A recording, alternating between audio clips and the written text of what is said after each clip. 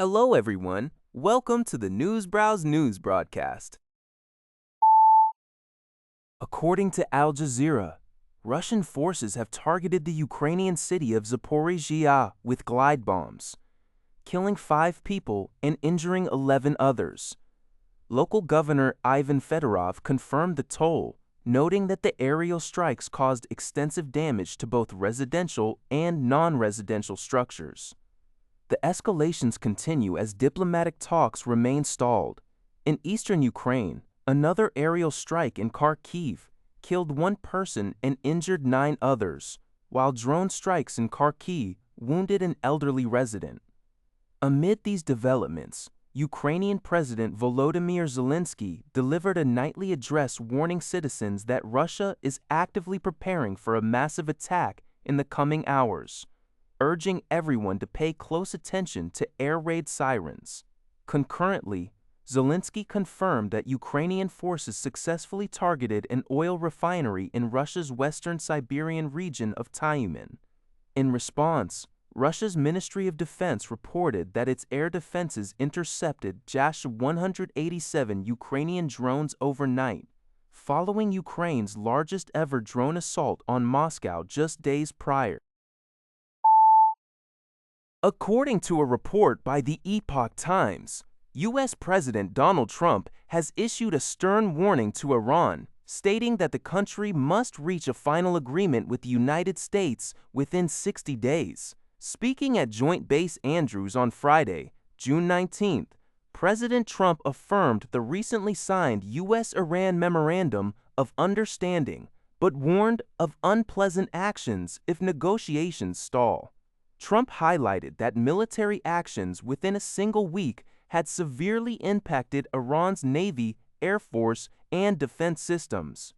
Furthermore, he emphasized that commercial shipping through the crucial Strait of Hormuz has quickly rebounded since the memorandum was signed, with oil tankers actively flowing through the region again. In his address, Trump also praised Israeli Prime Minister Benjamin Netanyahu, calling him a warrior who deserves recognition for his leadership. According to a report by the Liberty Times, a war of words has escalated between Italian Prime Minister Giorgia Meloni and U.S. President Donald Trump over their respective domestic approval ratings. The clash began when Trump claimed on his social media platform, Truth Social, that Meloni had begged for a photo with him at the recent G7 summit in France to boost her domestic standing. Meloni quickly rejected the claim, calling it entirely fabricated.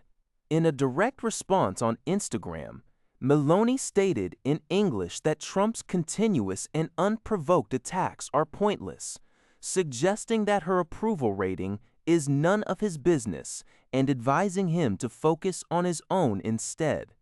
She added that associating with Trump would not help her ratings anyway.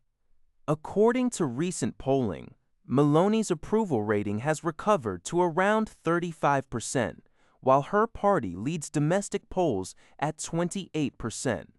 In contrast, a recent Reuters Ipsos poll shows President Trump's approval rating standing at 36%, hovering near the lowest point of his political career. According to a report by the Liberty Times, the United States military has denied claims made by Iran that it has closed the strategic Strait of Hormuz. Earlier, Iran's Islamic Revolutionary Guard Corps, IRGC, announced the closure of the critical shipping lane, warning vessels to stay away, citing Israeli military strikes in southern Lebanon as the reason for the action. In response, a spokesperson for the U.S. Central Command, CENTCOM, Tim Hawkins, stated that Iran does not control the Strait of Hormuz. He emphasized that maritime traffic continues to flow normally and that U.S. forces are actively monitoring the situation to ensure the waterway remains open and safe for navigation.